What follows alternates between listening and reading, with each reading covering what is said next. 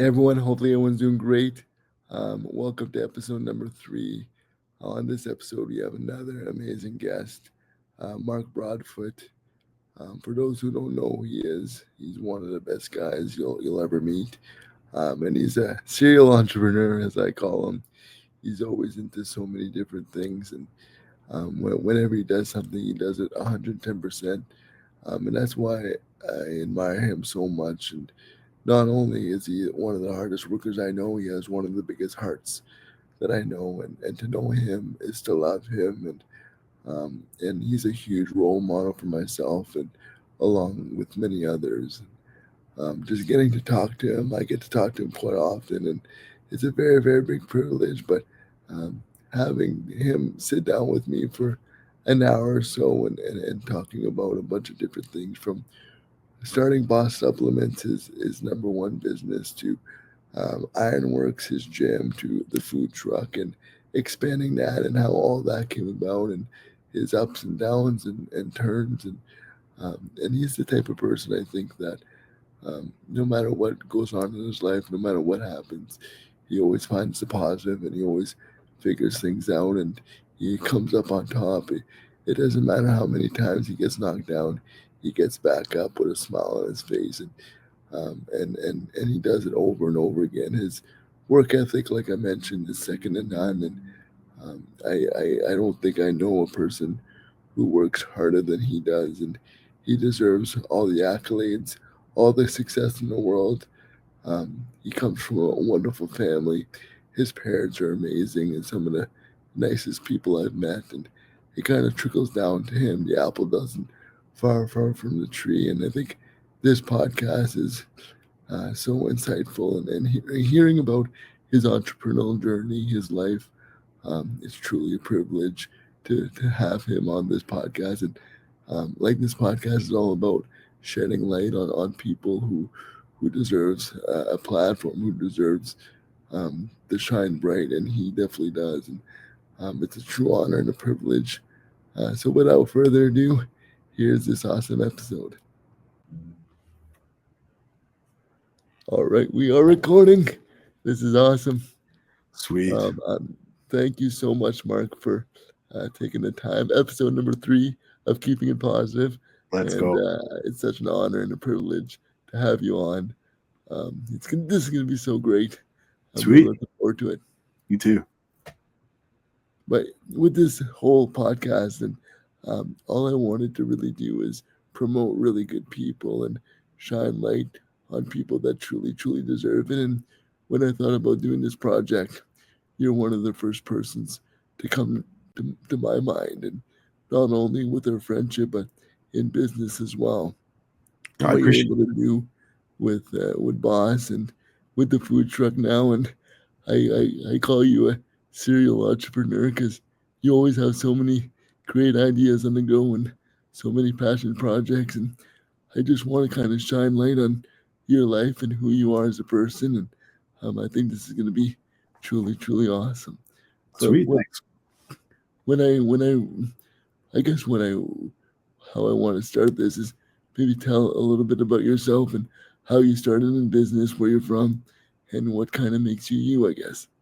Yeah, sure. So I grew up in Wasaga Beach, Ontario, 2.5 hours away from here.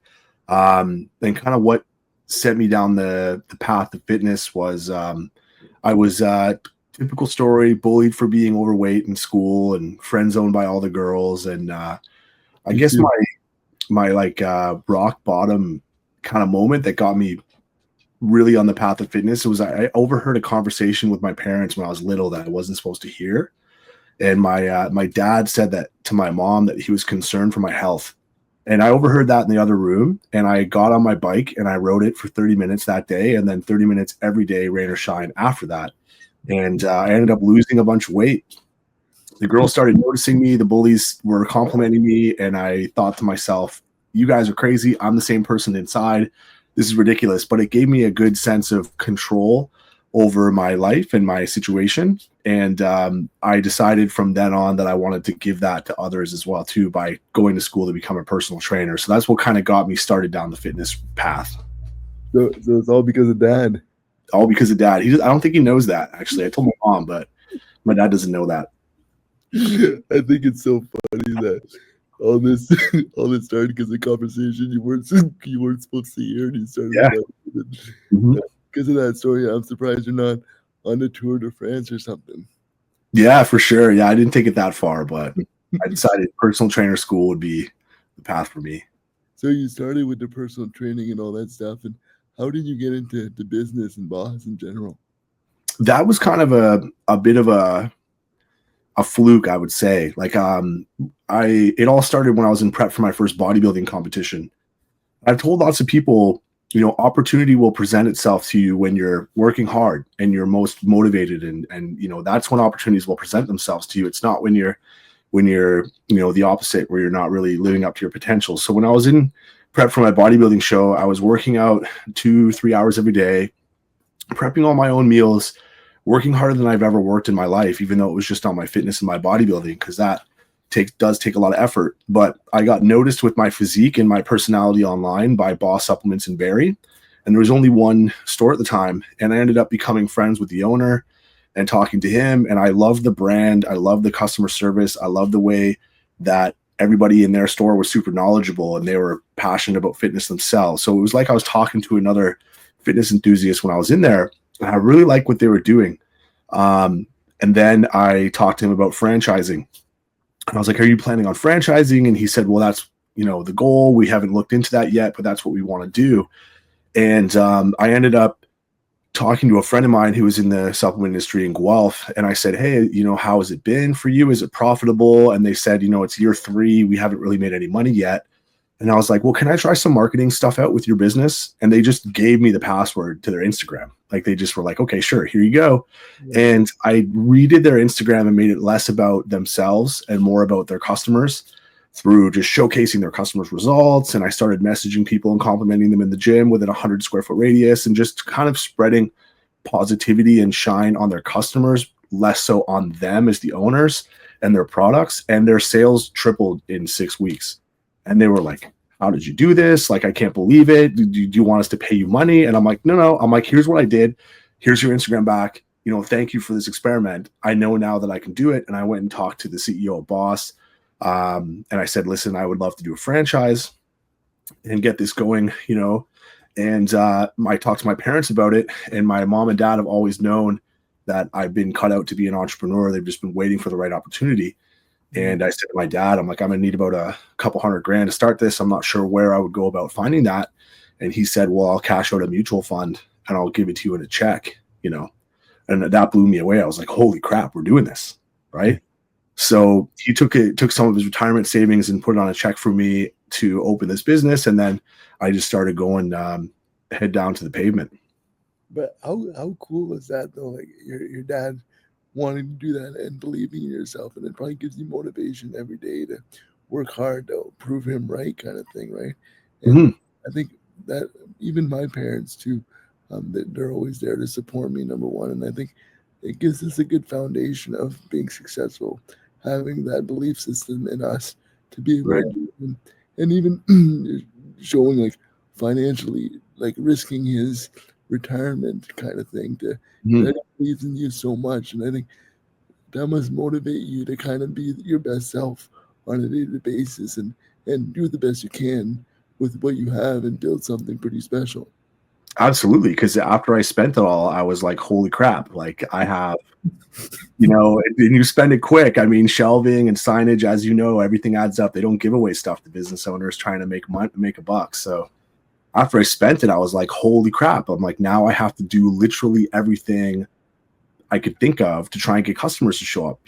And it was crazy thinking back to it too. My dad, one of the best pieces of advice or motivation he ever gave me after that too is I always looked to my parents for answers. So after, he had the check, I'm like, "Okay, well, what do I do next?" And he said, "I don't know. Figure it out." And I was like, "Okay." And I never asked him again. I was like, "All right, I got to find a location." So I found that, and I got to find shelves to put product on. I found that. I got to find products to put on the shelves. And I found that. So just one problem at a time, just finish them up. But not being able to go to my parents for that help with figuring out problems to solve was probably the best thing my dad ever did for me after helping me out with the initial investment. And I think like when you say that, like when he says, "I don't know, figure it out," I think that's one of your biggest mantras. Is you always tell me like, Ryan, everything is figure outable, you know. Absolutely. And with technology now and chat gpt and all that amazing things, but if you have a, and you're the prime example of that, if there's a will and you want to do something, and all the information is at our fingertips, we can always learn, or we can always ask questions and not be afraid to ask for help, and not be afraid to put yourself out there, not be afraid to try things and risk things.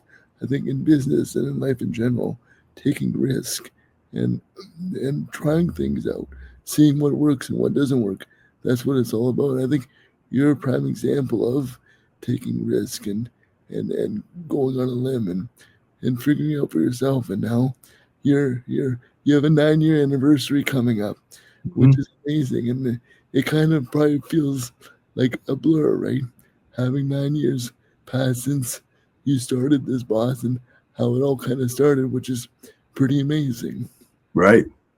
Yeah, absolutely. I'm not the 26-year-old that opened the business anymore. 9 years has gone since then. So, yeah, time flies. It's crazy to look back on. Time flies when you're having fun, but Yeah, absolutely. it's been a lot of fun, but it's been a huge grind as well. And I kind of want to go back to your bodybuilding stage and how that has influenced you in your whole business as well. And you starting with Boss, but also doing Ironworks, and how fitness and how you want to help people in the bodybuilding industry, and not only in the bodybuilding industry, but in like people in general too. Right. Yeah. So bodybuilding, I've always been passionate about fitness. I always thought, I want to get that cover model physique with the abs and all that. I looked up to people like that all the time. Mhm. Some of my biggest influencers were people that were on the cover of magazines, growing up reading those. And I just didn't think it was attainable for me.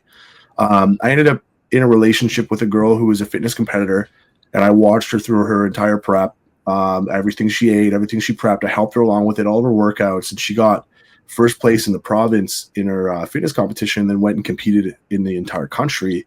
And being able to see that, I'm like, you know what? I think I could do this too with the right guidance. So I hired a bodybuilding coach, and I did really well in my first bodybuilding competition. I really loved it, and it gave me the work ethic I think that I really needed to carry through and run the businesses. Bodybuilding is something that it's a very demanding sport. It will require between 2 and 4 hours a day from you to be able to be competitive, which is a lot. So, I ended up getting out of the bodybuilding competitions not too long after I started, because if you're going to prioritize bodybuilding in your life, it's hard to prioritize your business as well too. Something's going to suffer, and I didn't want it to be the business. And it takes so many hours out of your day that you really can't keep an eye on everything and making sure that all the things are operating the way they need to be. So I had to let bodybuilding take a back seat to the business world, but it was a lot of fun. It was very rewarding. I made a lot of friends in the industry through it, and I'm always there to support those that can prioritize bodybuilding and make it something that they want to do, because I remember how awesome that was. And I think when you talk about this kind of stuff, I took two or three things out of it.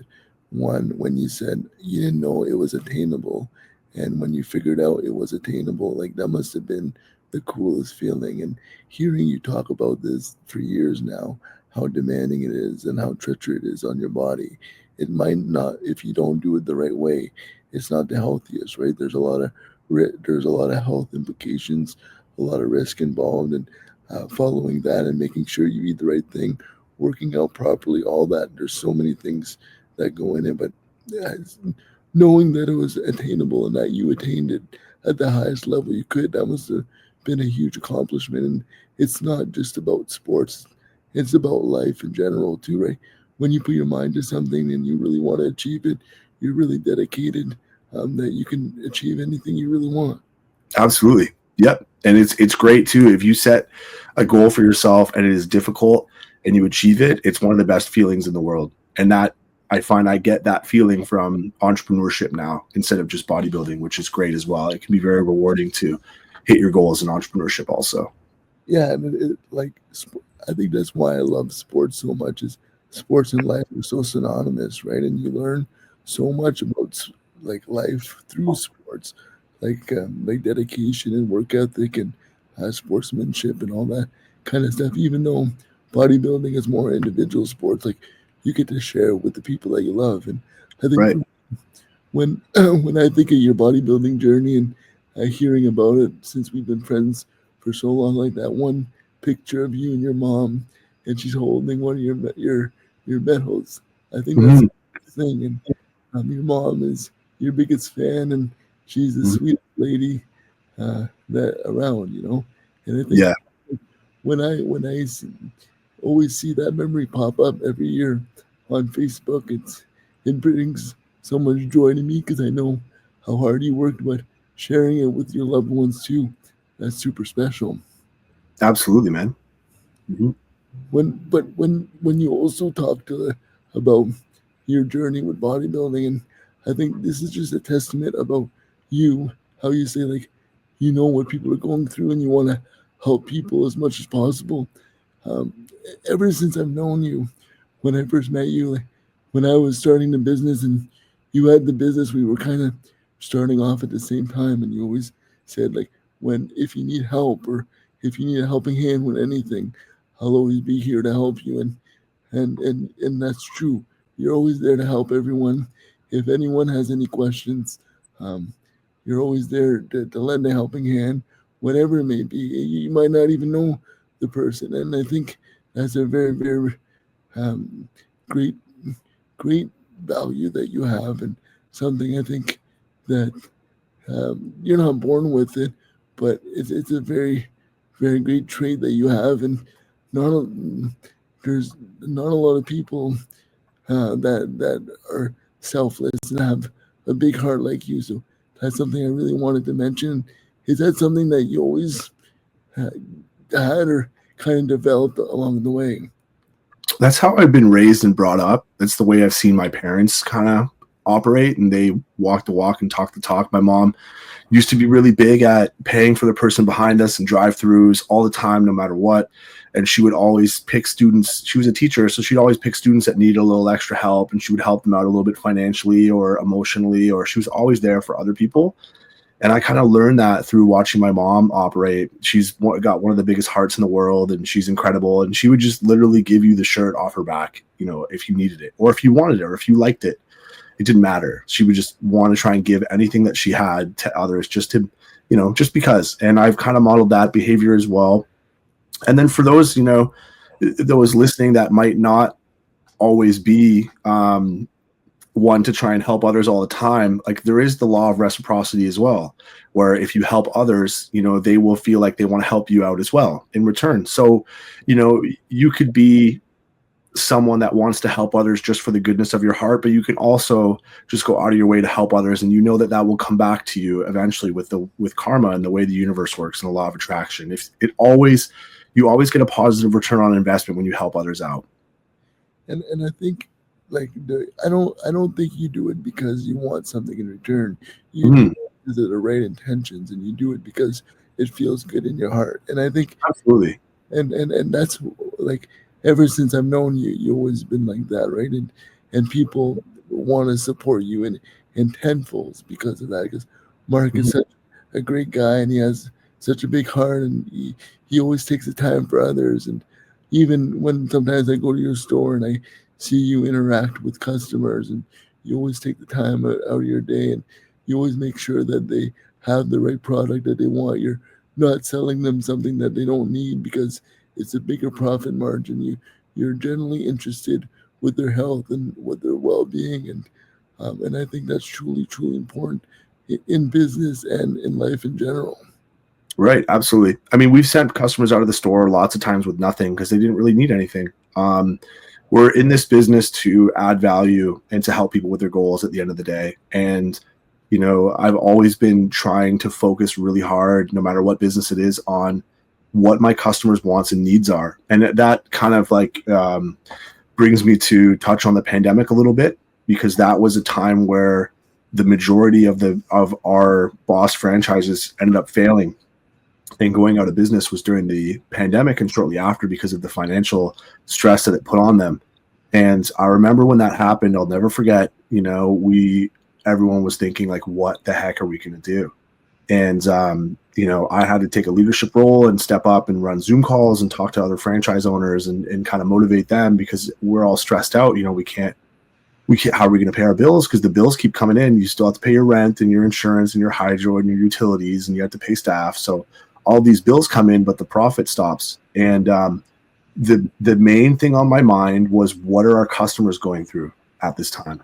What are they dealing with? And it brought me to think like, they must be stressed out because they don't know, they don't have access to a gym anymore. So I want to be able to try and help use our education and our knowledge to teach people how they can work out from home and how they can exercise at home and how they can stay fit, because a lot of people realized when the gyms were closed that it was really important for their mental health to keep exercising and to stay active, because a lot of mental health started to go downhill. So we started educating customers how you can work out from home and helping add as much value as we could. We would do a Zoom call with them if we needed to walk them through a workout or teach them how to do something.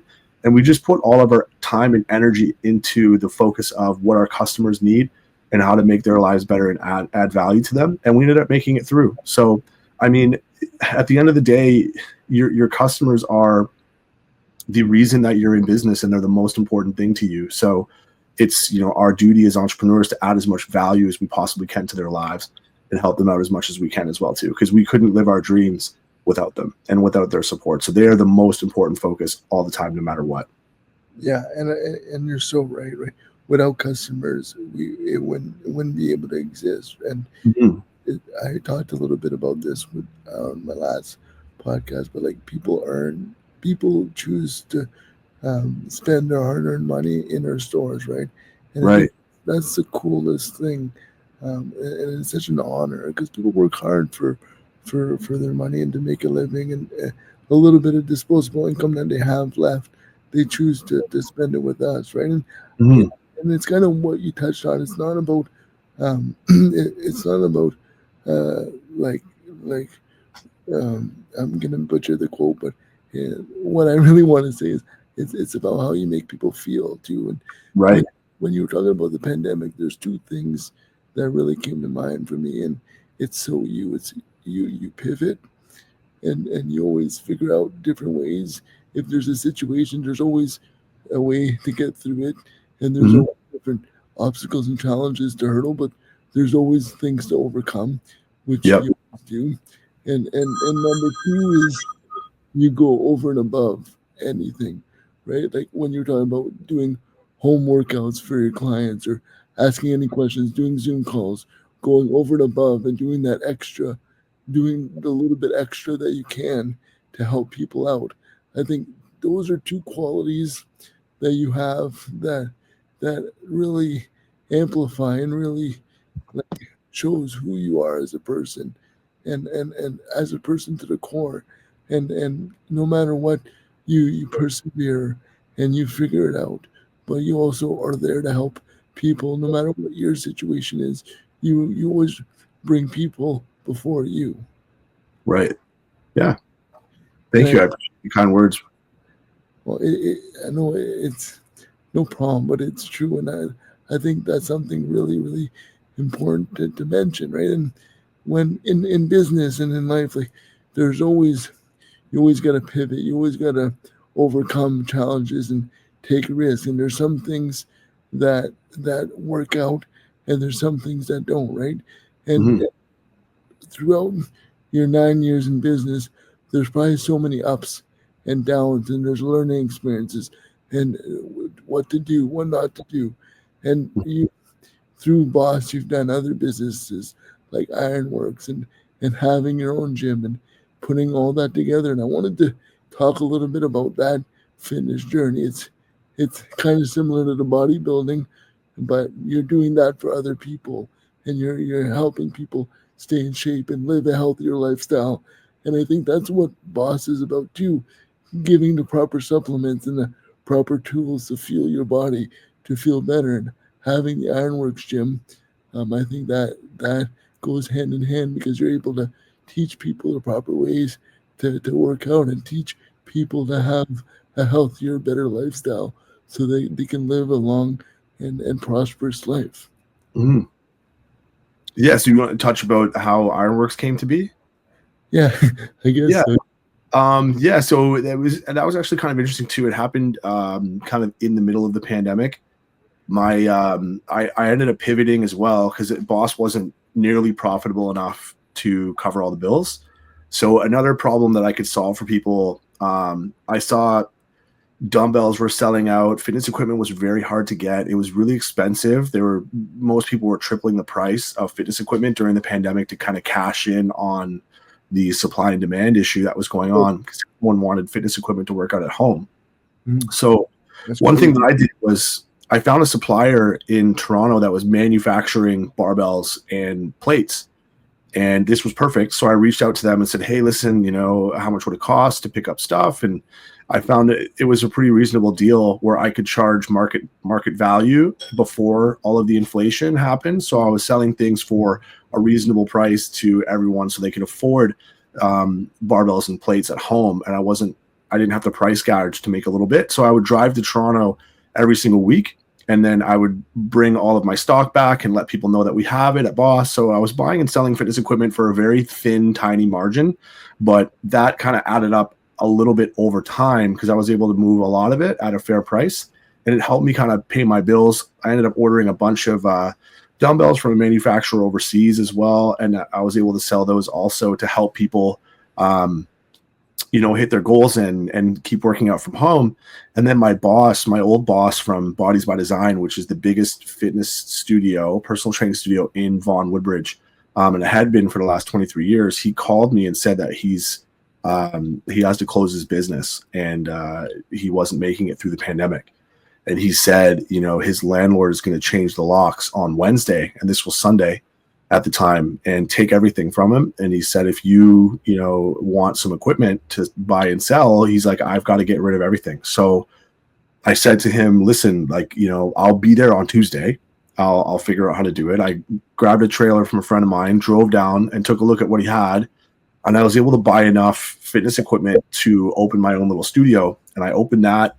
And then, that started to become really popular, and I got really busy as a personal trainer, and I was able to kind of stock up some profits from that to expand it into the gym that it is today, which is about 1,200 square feet, but it's got everything you need to train every muscle group and cardio equipment. And it's pretty outfitted now to the gym it is today, but it's a great space as well. I've done a lot of free sessions in there with people to just kind of teach them how they should develop a mind to muscle connection, show them the proper form and technique so they don't get hurt. And fitness and personal training is more of a passion for me than anything. So it's given me that space and resource to really help people, move properly and connect with their muscles like they should. And it's such a good feeling when you get someone that's struggling to feel their lats to feel their lats in a lat pull down or a cable row or something like that. So it's a really good feeling for me to be able to get back into that personal training space that I've been in for quite a while growing up. And that was my original kind of passion. That's so awesome that you can share that passion with so many other people too, right? And Mm, teach them the proper way to exercise and and be honest. And I think for the reason why you're so successful is you can hear it in this interview time and time again. You just do things because it's the right thing to do. You do things with the right intentions. Yeah, you could have prowls prowls engaged everyone else like everyone else did in the pandemic, but you wanted it to be affordable, right? You'd rather mm, sell a lot more, help people, but sell at a reasonable price. right. And like it's a win-win for everyone because you're able to help people make a Mm, little bit of money. You didn't make tons of money. You could have, but you wanted to do the right thing and be right. honest. And I think that comes back to you in other ways, right? More fulfilling ways. You're able Mm, to help people, educate them, and better their lives. And because of that, internally, it betters your life too. mm, absolutely. Gives you a sense of fulfillment that money can't buy. And I think in business, that's what it's all about. There's so many fulfilling stories, and there's so many fulfilling parts of having a business that's what kind of keeps you going. Especially for me, meeting the people on a day-to-day basis, getting to know them, and them becoming friends and creating friendships and creating friendships with other business owners like you. I think that's what the fulfilling part is. It's like a great community. And for you with Boss and Ironworks and all you've been able to grow such a special community within within the greater city of Sudbury, and you've had such a positive name for yourself, not only because you sell good products, but the service that you offer and the staff that you have is so knowledgeable. And I just want to talk a little bit about that too, is surrounding yourself with the right people. And throughout your 9 years, you've been able to have so many amazing people working for you. And I think touching on and talking a little bit about them and how that has helped you be the business person you are, I think that's super important to mention. Yeah, well, I mean, you can't do it without a really good team, you know, and in order to keep a good team, you need to treat them well and be respectful. And, you know, one thing I always try and do is make sure that the scheduling never conflicts with their life. If they have things that they need to do, you know, especially in the summertime, a lot of people will want to enjoy their summer. And, you know, even though I work sometimes every day for 6 months straight without a day off, it doesn't mean my whole team has to. So I'm always trying to make sure things are flexible. If I have a really big team, especially in the food truck, we have lots of employees there, that I want to make sure that there's, you know, everyone gets along really well. And the vibe is so important to me. So I want to make sure that, you know, if anyone is kind of causing problems or rubbing someone the wrong way, they don't last very long. And I kind of get them out of there and then make sure everyone's happy and checking in with people and make sure they enjoy who they work with and they enjoy coming in. And, you know, I've had a lot of people stay with me quite a long time, and I've don't have a ton of turnover at all. Everyone's dropping off resumes constantly, and, you know, we've had our team pretty set for quite a while. So, you know, I think that is a testament to, if you treat people well, you know, your employees, and you're open and honest with them, and you make sure that they have a good experience, then they enjoy working for you. And then that will translate down to the customer as well too, where if they're happy in their workplace and their environment, then they're going to be, you know, sharing that happiness and the positivity with the customers as well. And then they'll have an experience. So energy really translates and resonates around, you know, everywhere you go, you know, in the streets or at home or in the workplace. So I try and make sure the energy is really good with everybody, and then that gets passed on to the customers. And I've actually heard too, you know, people working for me versus other retail locations, and they said that the customers that come into my business are genuinely a lot more positive and happy and good people than they've seen other places as well too, from just working history. So, you know, what goes around comes around, and you put good energy into your business and good energy into your marketing and good energy into your people, and you're going to attract those people as customers as well too, which is fantastic, because we love, you know, when we get good energy coming into our business. It makes it feel like not a work. It doesn't makes it feel like you're not really working a job. You're just having fun and interacting with good people. Yeah, and I think that's extremely important, right? Because if you have the good energy, it like feeds off each other, and then it Mhm. grows and grows. And I've heard some of your employees, they always have so many amazing things to say about you, and employees, even with the food truck, which I want to get into as well. But um, even if they leave for another job opportunities, and you're in a bind, and you call them, and they're there if they can, right? They Mhm. they're always there for you, and I think that's a testament of you being a boss and treating people well. They'll they'll do anything for you, and even if it's years down the road, no matter what it is. So I think that's, you never know who, like, always treat people with respect, treat people the way you want to be treated, and surround yourself with good people. That's how you grow, right? And Absolutely. when you think about like sports teams and stuff like that, you can't win on your own, and you need a good team around you, that team players that have different skills and different attributes and all that come together to be able to win and do something special. And I think that's what you have. You are the MVP of your own business, but you have so many amazing other MVPs and other all stars that allow you to grow and have success. And when you have success, everyone around you has success. And that's the most special part of having a business is when you succeed, the people that you love, the people around you, the people that are in the trenches with you, working with you, they succeed as well. And I think that's something that's very, very fulfilling and very heartwarming, as you know. Absolutely. And when I think about like having that, being able to be successful and doing what we love to do, when you kind of mentioned having your customers in a better mood, and that I kind of laugh because I have that as well. Like the people that come into my store, they're usually there's like thousands and thousands of people that are amazing, and there Hmm. might be a couple that are not, but you just focus on all the amazing people, right? And I think if you focus on all the, there's always something good that comes out of everything, and there's Right. always great learning experiences, and I think um, what I really like to mention, and I think I mentioned it in one of the other podcasts, is it's about being interested instead of interesting, and listening to people and listening to what they want, and the feedback, not only from your employees, but your customers too. And I think that's what allows you to kind of be where you are. And I guess I'm rambling on, but this is kind of a transition to the next one with Boss supplements. It's more than just supplements and different things like that. It's now kind of like a grocery store, which is cool. And I know we talked a little bit about pivoting earlier, but I wanted to kind of mention that as well. It's kind of like a one-stop shop for all your health food kind of thing. Right.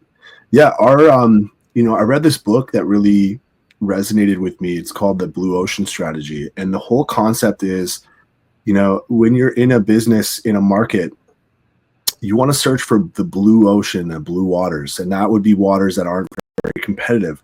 If there's a lot of sharks in the water, and it could be kind of messy, so you want to kind of get into your own little space. And if there's lots of other competitive supplement stores or products that you can buy online, we want to try and separate ourselves from just being another supplement store and just being another place where you go in to pick up your protein or pre-workout or vitamins or what have you. And I've spent a lot of time thinking about that. How can we separate ourselves? And we like to try and add as much value as possible to our customers. So I invested in a body composition analysis machine. It's a $15,000 machine. It's very expensive, but it tells you your body fat levels, your muscle mass levels, your bone density. It gives you a report on all these things. And the only time that the general public would have access to this is if they spent $50 at a fitness facility to use it, because almost anywhere you go that has one of these machines, it costs $50 to use it.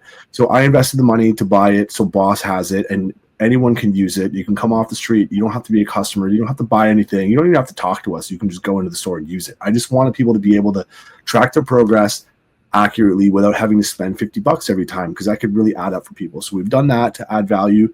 We offer, free fitness consulting. We can help you with your meal plan, with your workout plan, because there's no better feeling to me than when Linda comes into the store and I sit down and talk to her about her diet and her workout plan, and we get along really well, and I give her a bunch of knowledge and feedback that's really useful, stuff that I've learned over 15, 20 years of trial and error and being in the industry.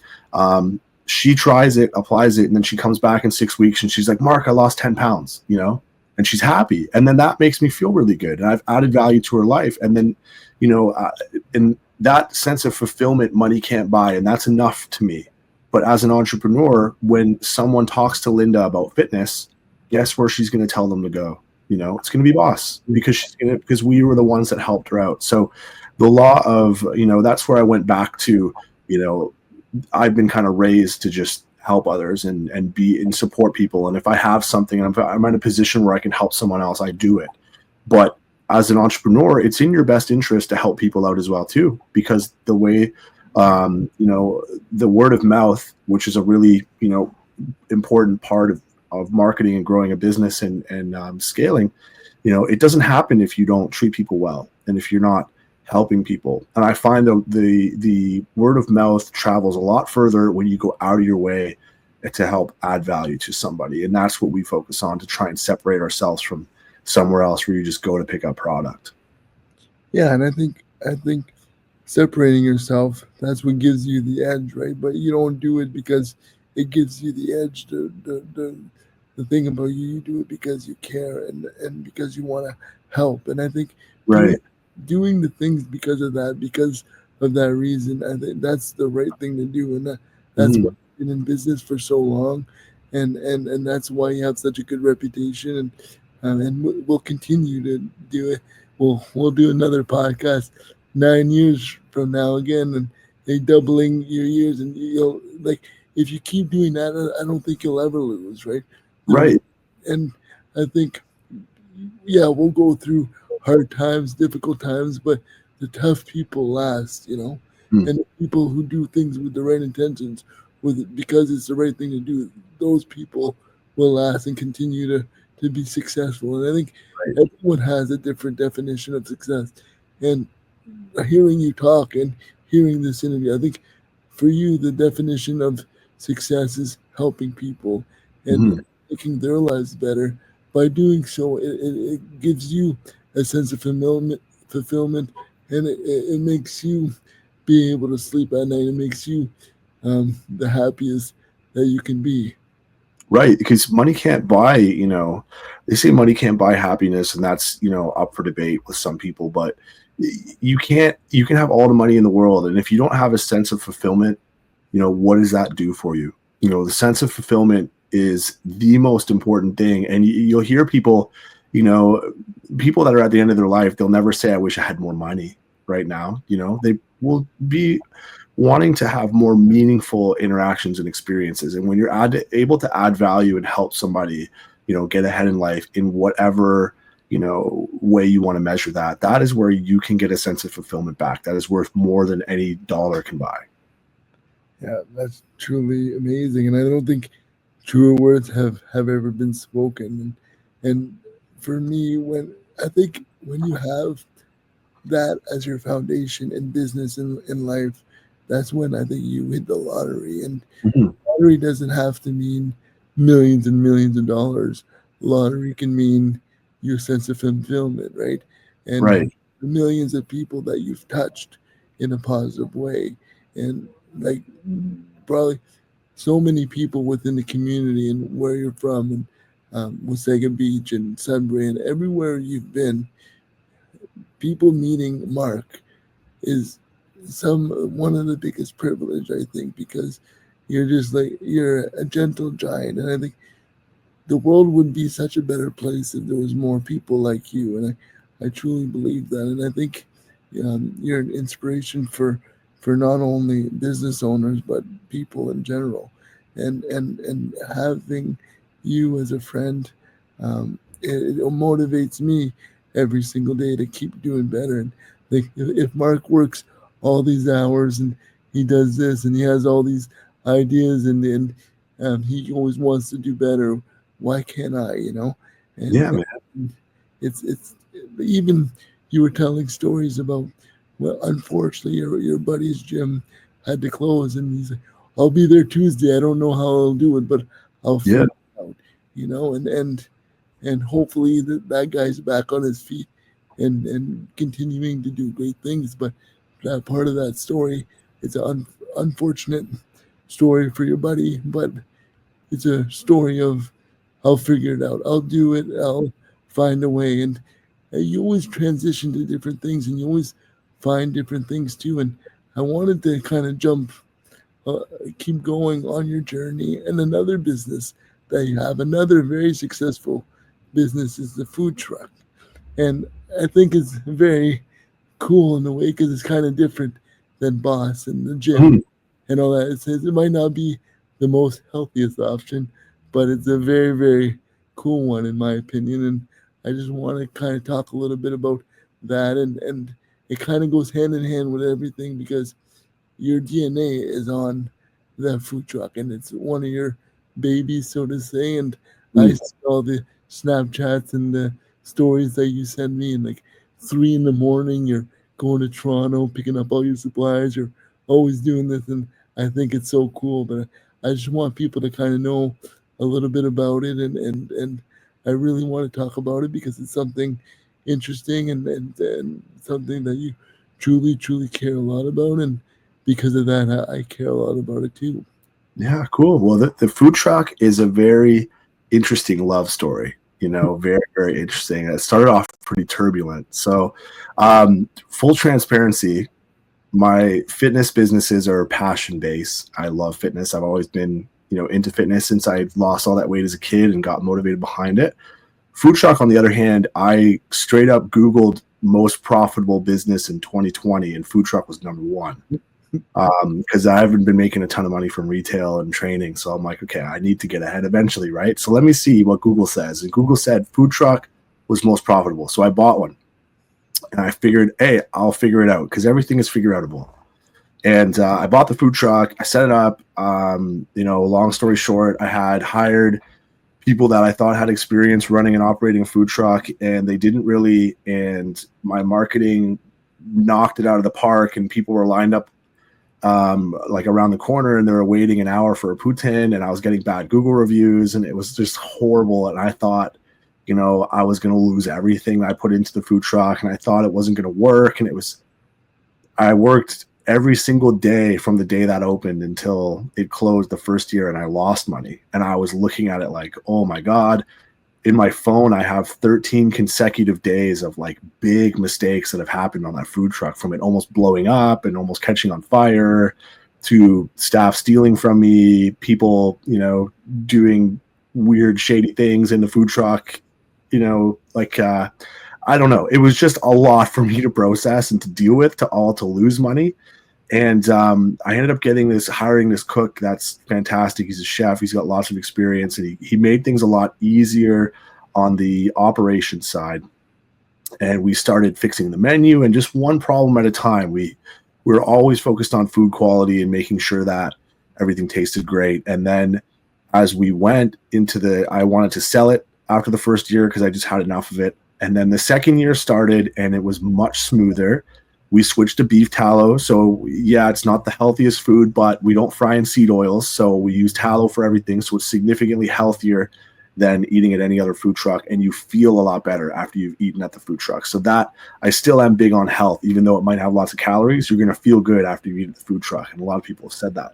And then it went from this business that was just stressing me the heck out to a business that I started to focus on the parts that I liked about it. And with retail, we're selling products that we're buying from other companies, and your creativity is kind of limited in my business anyways. You get to create your design and your brand, and you're a blend of apparel. So you have a lot of control on the creation of your business, where Boss doesn't have a whole lot of that.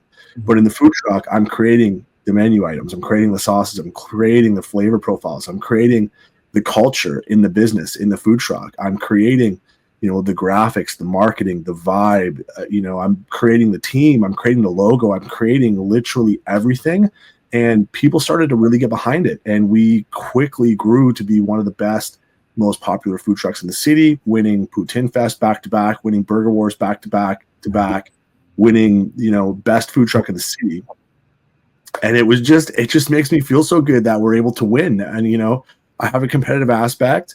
And again, I just was like, the customers are the most important thing in this business. So let's give them a damn good product. Mm-hmm. And that's all we obsess over, is making sure the food quality is there, making sure everything is fresh, never frozen, making sure that, we use premium beef tallow to fry. We're cleaning those fryers out regularly. We're really conscientious on health and cleanliness in there. So it feels really good to create something that people get behind. And there's a lot of people that love the food truck, and they're just dying for it to open again, and they get really behind it. So we're creating this experience where families like to come out and eat together, and they bond together, and they enjoy their food. And we're creating all of this, this positive date spot for people to go to, and just great meal for people to have on lunch break or after work. And it feels really good to create that, even though it wasn't a passion of mine to begin with. It certainly became a passion for it as I fell in love with the business and all aspects of it. And I can't wait to get it going again this year, man. I'm so excited. That's it's cool how things started as something you Googled to now it's a full-fledged passion. But Yeah. you have one location on the south, and then Mhm. you also got a new one coming, right? In Chemi? Yeah, I kind of fell that opportunity presented itself in a weird way. I had a friend of mine that was touring a city with a realtor, and she told him that that food truck was coming up for sale, and he told me. And I knew the owner of the food truck that was selling. I shot him a message, and then he told me, "Yeah, I'm getting out of the business." And he put me in touch with a landlord, and I paid first and last, and was able to secure that location. So I'm putting my second food truck in there, and that location has had a food truck on that corner for 30 years. So I've got 30 years of foot traffic of people knowing that there's been a food truck there when I open up. So that will eliminate a ton of risk.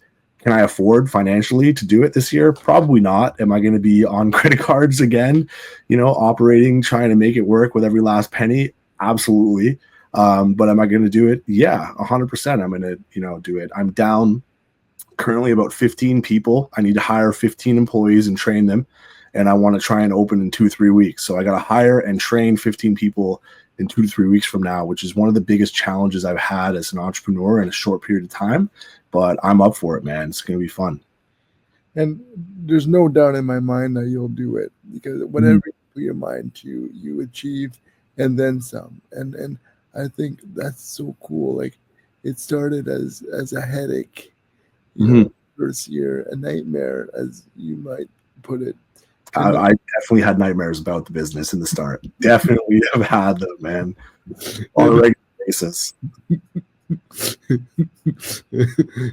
And like yeah, that's the not fun part of business. That's the stressful part, right?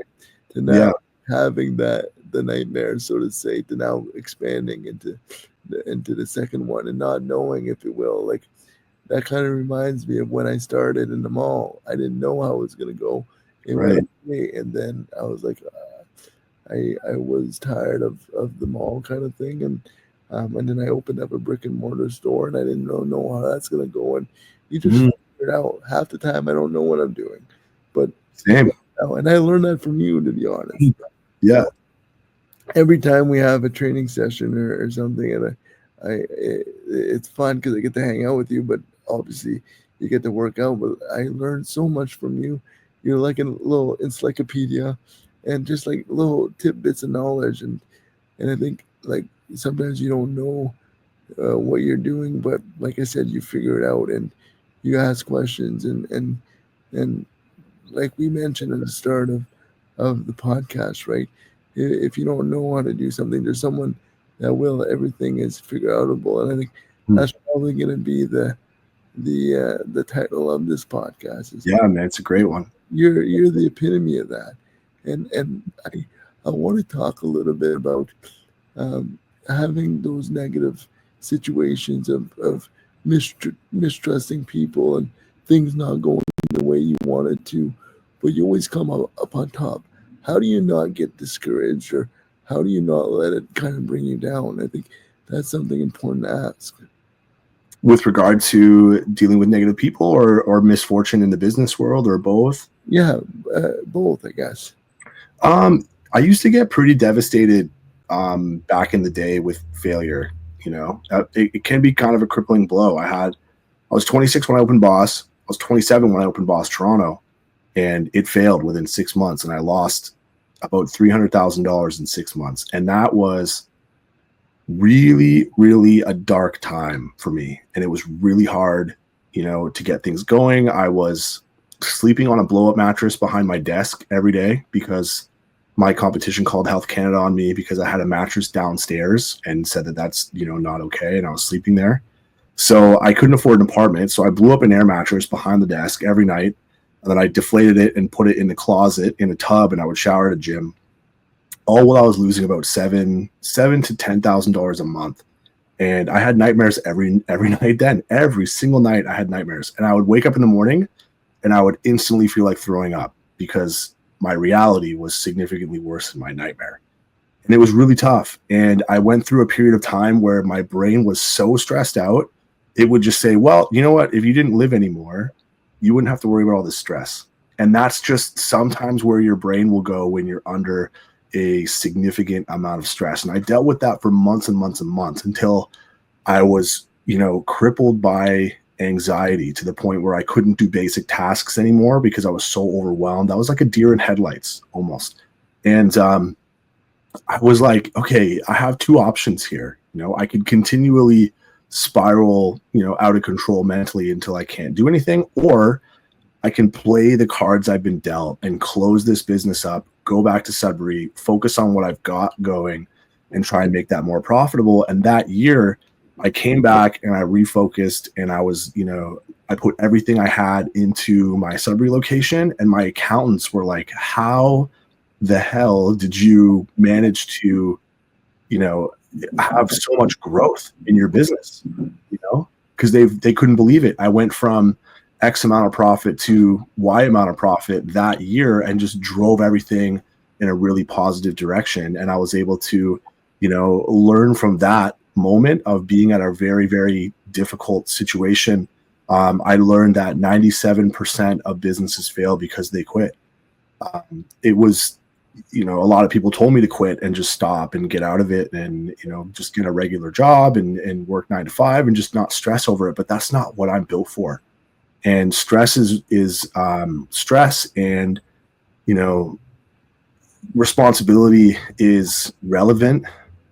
So a level 10 stress for me might be a level 2 stress for you, and vice versa. And it all has to do with what you've gone through. And I've learned that stress, like the stress I'm going through right now, trying to hire 15 employees and train them and get them ready to go for a couple opening weekends, is nothing compared to what I dealt with then when I was 27. So I have developed grit, and I've also learned that stress, to me, I feel is a good sign that I'm pushing my limits outside my comfort zone. And your comfort zone is where, dreams will die, unfortunately, because you're not challenging yourself. So you should feel mild to moderately uncomfortable. Just like if you're trying to lose weight, you should feel mild to moderately hungry because you're in a caloric deficit. It's the same thing to me. So I look at emotion now with logic. It's like, I should be feeling this way, and bring it on, because this means that I'm heading in a good path. This means I'm challenging myself beyond my capable limits. This means I will grow from this, and I will get stronger emotionally. I will learn a lot of tools from this. I'll get better at hiring. I'll get better at training. I'm going to be a better entrepreneur. So bring it on. So whenever I get stressed or challenged, in those situations, that I will, I think I see it as a good thing. And in terms of people crossing you, I've heard from a couple other business owners as well too, that sometimes entrepreneurship will force you to see the dark side of humanity. And sometimes there are people that will lie and cheat you out of money. And I've been cheated out of money before, a few times by people that I thought were really close to me. But and those people were people that I helped the most. I tried to support them as much as possible. And that sometimes can be a double-edged sword when you give so much to someone and then they steal from you or cheat you or try and ruin you or whatever happens. But that is going to happen sometimes. It's random, and that can't let you see people as a whole in a negative light, because one or two bad apples shouldn't ruin the whole bunch. You separate them and you just keep going. And I was going to say something else on that, and it's kind of slipped in my mind, but yeah, like you just can't let certain bad experiences stop you from keep going. Because what I was going to mention is, one thing I've learned as well too is there is no light without dark, quite literally. So, there is no success without failure as well. Everything goes hand in hand. Just like there's no happiness without sad times to relate to. So, life is full of ups and downs, and it's full of challenges. But sometimes in life, I've learned that it's your time to go through a tough time and a challenge. And usually on the other side, you'll have a time to go through a lot of fun and happiness. You know what I mean? And it's constantly just going like this. So when you're going through a tough time where you're stressed or you're challenged or, you're having a hard time with other people, just know that this is your time to be challenged in it, and you will come out the other side, and there will be a lot of positive, great times for you on the other end, because there always is. It's never down here forever, and it's never up here forever. It's always going to be kind of in between. And that's some exceptional advice, and you're so right. There's, everyone always comes out on the other side of the good, right? And when Mhm. saying that where your reality was worse than your nightmare, it broke my heart. The here I kind of knew you went through a little bit about that stuff, but I didn't know it was to that extent, and I'm so happy that you're the type of person who kind of you never quit and you keep Right. getting up, and no matter how hard you get knocked down, you get back up, no Mhm. matter pain, no matter the circumstances, and you always find a way to win, and you deserve that. And I think that's just a testament to your perspective, right? And you have a very, very, very solid perspective of, even though you go through hard times, there's always light at the end of the tunnel, so to say. And 100%. and and touching on that, I think what you said is so relatable to so many people. We go through some things sometimes, like, oh, this like, how am I going to get out of this? Or and just slowly climb your way out, right? And Mhm. and figure and slowly climb your way out, but always try to get a little bit better and a little bit better, and not to get discouraged, not to get negative, and focus on all the good things. And Right. that's what you did as well. That's what you mentioned, is focus on all the good things going on, right? And little by little, working in a positive direction, you got yourself out of it, and it's your reality is greater than you can ever imagine now. Looking back on Bosch Toronto and to where you are now, totally different stages of your life, and you came out on the winning side of it, which is amazing. Yeah, thanks, man. I truly believe that, the main goal for entrepreneurship is just staying in the game and doing anything you can to stay in the game. It gets really tough, especially with the economic changes and inflation and, the way the world's changing with technology and everything like that. Like the main goal for me is just to keep doing it. And that is a really good mindset to have because I feel like I really, when I was in the thick of it with Boss Toronto, it really dawned on me that I think 97% fail because they just quit. Where a lot of them can probably find an option to pivot or to keep going forward, but they just don't want to. They get out of it. So, yeah, I like the idea of entrepreneurship is just you're just focused on staying in the game and doing whatever you can to keep playing the game. I love that. Staying in the game, playing the game. I like it because I'm a huge sports fan, but I think it's so relatable to life, right? Life is a game. Mhm. You only got one chance at it. And I think there's a great quote. It says, like, uh, right where you're about to succeed or have be successful. Right before that, a lot of people quit, right? Mm. And a lot of people quit, and then the next thing they would do, they would be successful. But you don't know that because you don't try. Right, You give up on yourself, right? And there's a great quote. It says, "A lot of the great ideas, where are the great ideas in the world? Where are they most generated? And where can you find them the most? What part of the world?" And everyone and and some people probably would think like, oh, different countries, but it's not any countries or anything. It's the graveyard, right? Because everyone has so many ideas, and they die with the ideas, but they're too scared to take the risk or too right, scared to actually try, right? And I think if you try and you believe in yourself and you have the will and the determination and the perseverance to go through all the crap, go through all the struggles, and when you, in your situation, when you pass everything, you're, like I said, your reality is greater than you can ever imagine, and you'll utilize this momentum to where you are right now to keep moving forward in a positive direction. And I think that's a huge testament and a huge accomplishment of what you're doing. And I think it's still the beginning, right? Your 9 years with Boss, your years with the food truck, and this is just, even though it's been a while, I think it's still the beginning of something truly, truly special, and that you will continue to grow and continue to add on, and there's so many other great achievements and great accolades. yeah. Thanks, man. I'm still a new player in this game, so Yeah, I've got lots of years left to keep playing, and I'm so grateful for the opportunity to be able to play the game of entrepreneurship.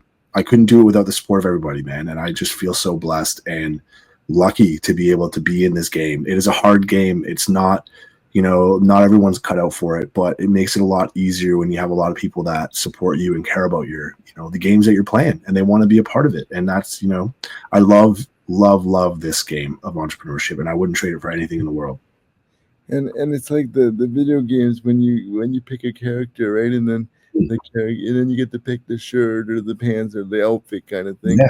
And then the music's playing, and then it's like the characters bobbing around until you're finally all done, and then you get to have that character to play with, right? And then you can achieve levels, and like the game of business, and it's kind of like that. You reach different levels, right? Right. And then you get punched, and then you go down, and then like, let's say you're playing a battle game, like your energy level is almost low, and one more punch, you might die, and you just keep going, and you keep going, and then you get other tools and energy sources, and you get more energy, and then you get back to normal, and you keep playing, and you get better levels, and you get stronger and better. And I think that's a good, like, an analogy or parallel to what you kind of go through, or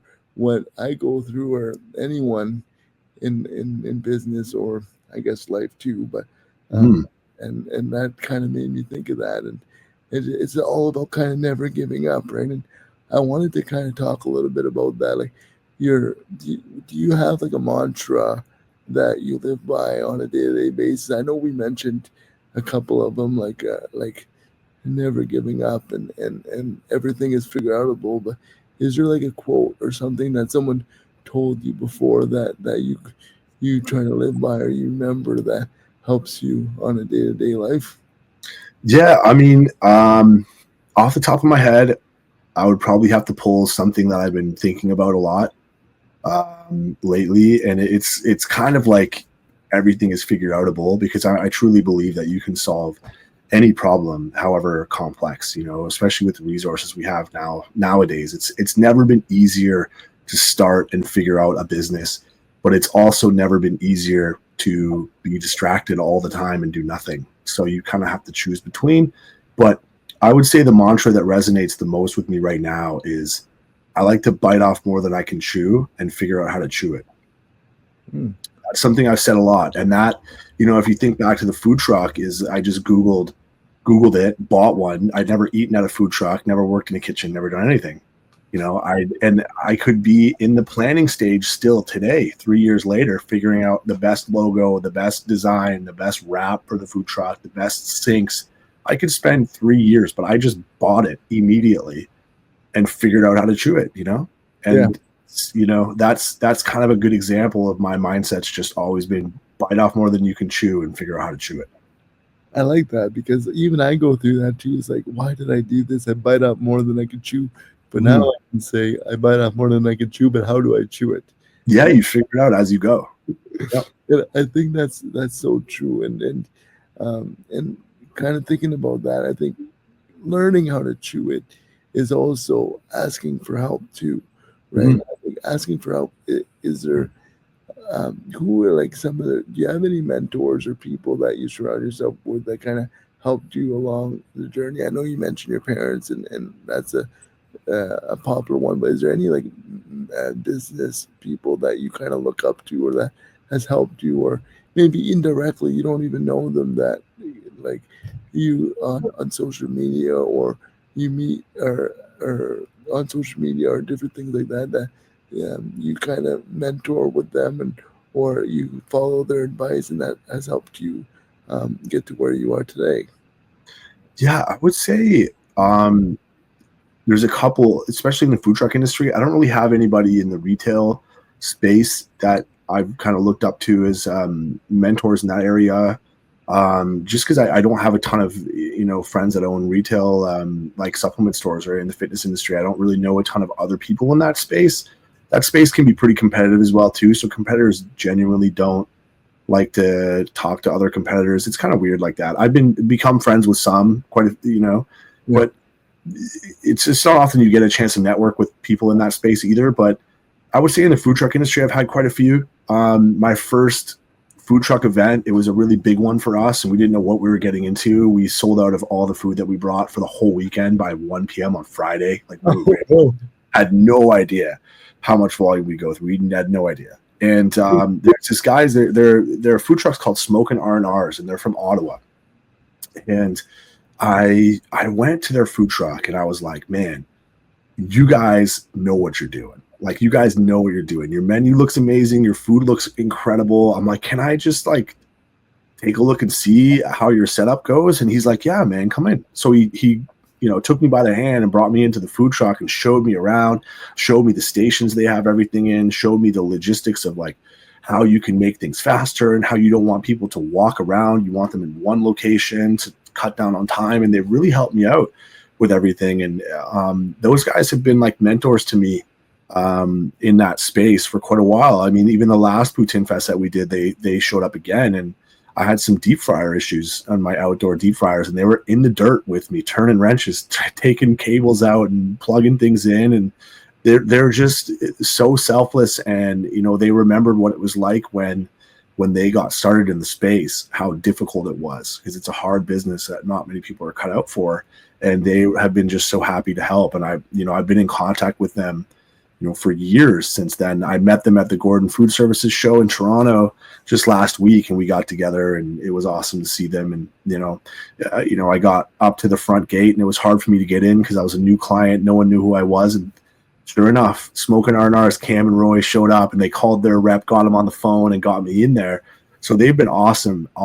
And then I would say locally, Rob and Minnie Gregorini from Respect is Burning have been mentors to me huge in the space as well. They've been really helpful with their wealth of knowledge of, how I should be doing my marketing and, how I should be doing my menu items, just giving me little tidbits of information and always there to help me out. Like, I was just on the phone with Rob, telling him, like, I don't know what I'm going to do, man. I got to open 2 food trucks and I have no staff. Like, all my staff are coming back from last year, but they're not available right in April. Like, it's going to take a bit of time until they're out of school or finished at their other job to come back and working. So I'm like, what do I do? Do I do a job fair? And he told me, yep. He's like, a job fair will really help. He helped me out with interview questions. He told me I could do the job fair at his restaurant at the Upper Hall if I want to. So they've just been so, supportive and helpful of my food truck business, even though they're another restaurant too. Like, they sell food as well, so some people might see that as like, not that we're competitors or anything, but some people might see that and be like, you know what, I'm not going to help this guy out. But Rob and Minnie have been super helpful. They'll always pick up the phone when I need it, and for nothing in return. They're just selfless people that really want to help others achieve success, and they have so much knowledge, and they're in a position that they can do that, and they've been awesome with that too. So I couldn't do it without, some really good role models in the industry.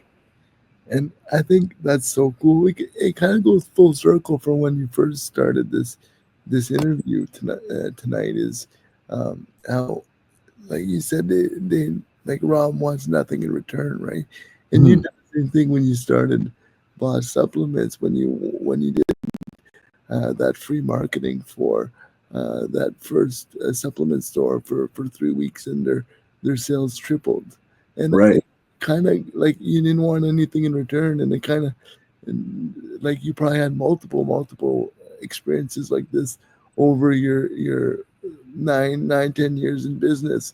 But it's kind of an example how it goes full circle, right? And it's not even in the same business. And I think that's super. That's what it's all about, right? Yeah, man. Yeah, absolutely. And it gives, I would imagine it gives them a sense of fulfillment to be able to help someone out too, just like it does for me, Yeah, you know? those R&R guys, the food truck, and they Mm. when you had a hard time or your first Poutine Fest, or you had a deep fryer, sorry, you had deep fryer issues. They could have said, like, you know what, screw them. We'll sell more poutine because he's not operating. But they did the opposite, and I think Right. it's such a great example of being selfless, like you said, and helping people in need, like, and not doing it because doing it out of the goodness of your heart, right? It doesn't take a lot to call a supplier. Oh, let this guy in. It doesn't take a lot to use a wrench and fix a deep fryer. And like little actions to help someone, it can make a big difference in someone's Right. life, right? And I think that's a good example for anyone and anything in life. Absolutely.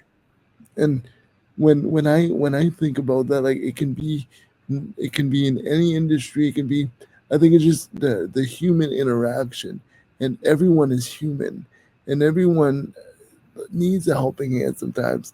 And I think if people were more out of their own head and willing to help people, and willing to give a little bit more, and not complain and not be negative, and just to try to live life the right way and help as many people as possible, no matter what. And if you can't help, uh, there's always ways to help. Like, it doesn't have to be monetary. It can be with time, or Mhm. answer a question, or anything, any way that you can help someone, and better their lives and make them better. And I think that's what the world is all about, helping one another. We're all human. We all breathe. We all have a heartbeat. I think, and that's what truly makes a community what it is: accepting people for who they are, helping when people are down, lifting them up, and being there for one another. Absolutely. Mm.